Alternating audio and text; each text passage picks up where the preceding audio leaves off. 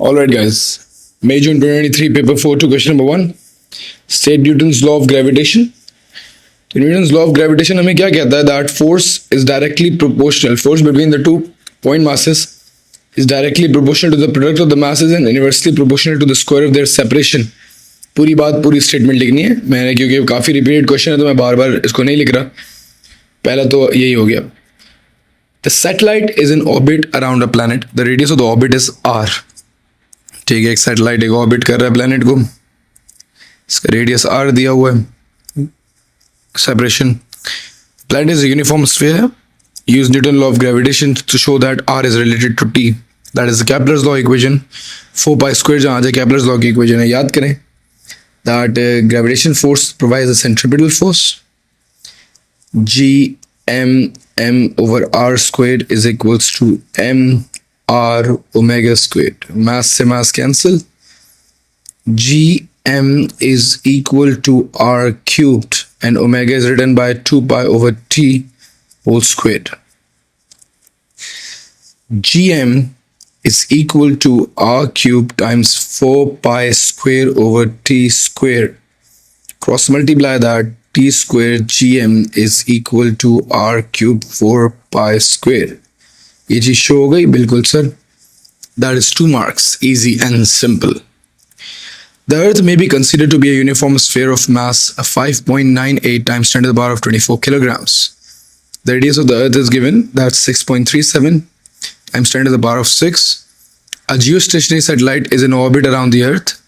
Use the expression B to determine the height of the satellite above the Earth's surface. Very simple. देखिए same equation use करनी है तो the equation was t square multiplied by, चलो मैं directly equation लिख लेता हूँ, is equal to r cube 4 pi square. आपको हाइट निकालनी है बेटे. हमारे पास इस इक्वेशन से आर आएगा, फ्रॉम द सेंटर ये वाली लेंथ आएगी. हाइट बेसिकली सरफेस से निकाली जाती है. This is the height. तो ये जो सरफेस से निकाली जाती है ये हाइट है, मतलब ये हाइट है. तो हमें आर में से रेडियस ऑफ द प्लैनेट को माइनस करना पड़ेगा in order to get the height. ठीक है, तो मेरे ख्याल से ऐसा जिसमें शून्य होना चाहिए. टाइम पीरियड हमारे पास होता है 24 आवर्स जियो स्टेशनरी सेटेलाइट का. जी की value 6.67 times 10 to the power -11. Geostationary के लिए जियो स्टेशनरी होना ही यही है कि भाई उसका टाइम पीरियड अर्थ के बराबर होगा. मास ऑफ द अर्थ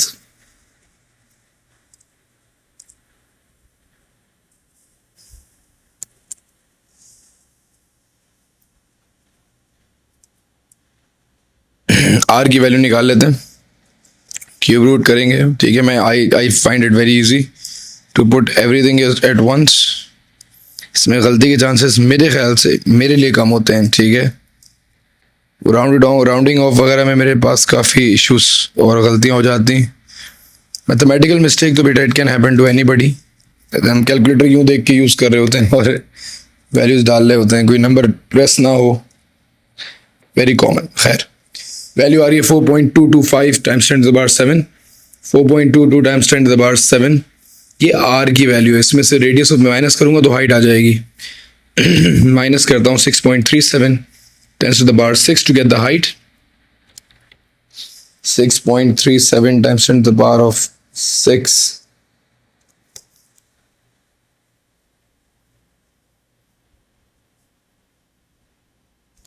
आपकी वैल्यू आ रही है, that is 3.58 times 10 to the power of 7. That's your answer for this particular part. Okay.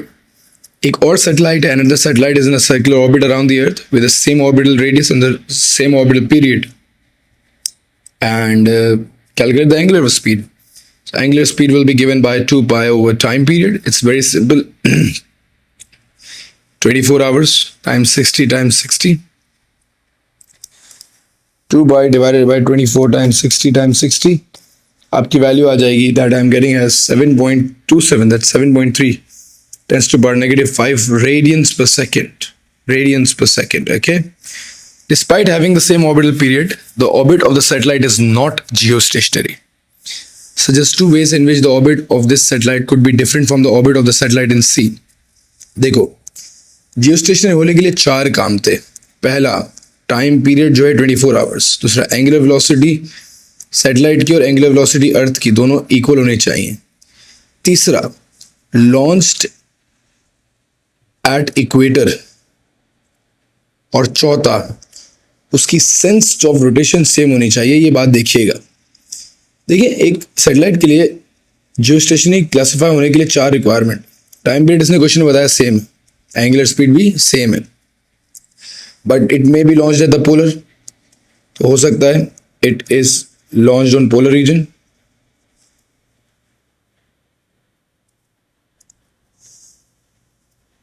ये एक डिफरेंस हो सकता है.